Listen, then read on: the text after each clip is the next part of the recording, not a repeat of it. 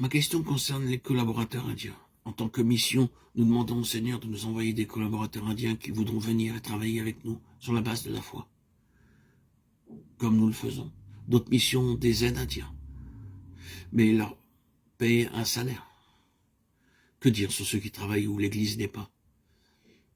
C'est une erreur de travailler en tant que mission. Les gens qui viennent travailler dans une mission s'attendent naturellement à être payés. C'est ce qui est communément admis par tous les Indiens. Mais si vous travaillez sur la base de l'Église, il y a des chances qu'ils viennent sur la base de la foi.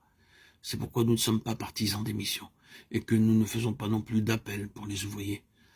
Vous voyez, en travaillant sur la base de l'Église et non sur celle de la mission, vous pouvez vous attendre aux dons pour l'Église, comme le Seigneur le fit pour la première Église. Vous devez lui demander des ouvriers qu'ils soient du nord, du sud ou de n'importe où. C'est en accord avec son commandement qui se trouve dans Éphésiens 4, 11, 12. Ce sont les dons que Dieu veut donner à l'Église.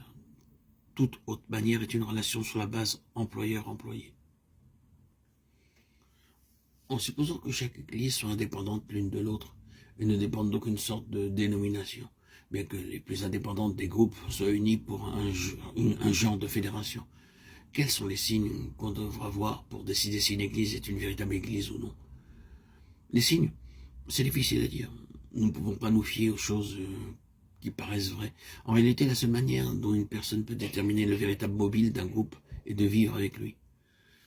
D'autre part, nous trouvons des groupes qui sont sincères mais qui manquent d'enseignement.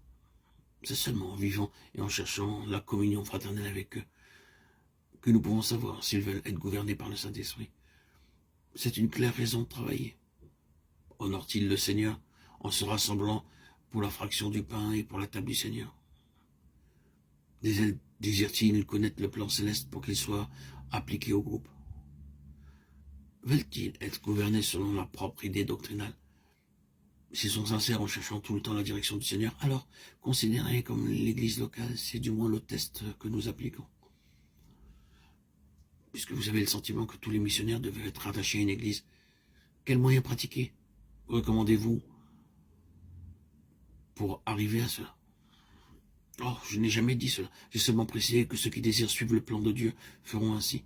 Cela n'inclut pas tous les missionnaires. C'est seulement lorsque Dieu nous parle en tant qu'individu que nous reconnaissons que nous devons entrer dans le plan de Dieu. Vous ne pouvez imposer cela à personne. Ce n'est pas non plus quelque chose que vous pouvez amener par la sagesse humaine ou les raisonnements.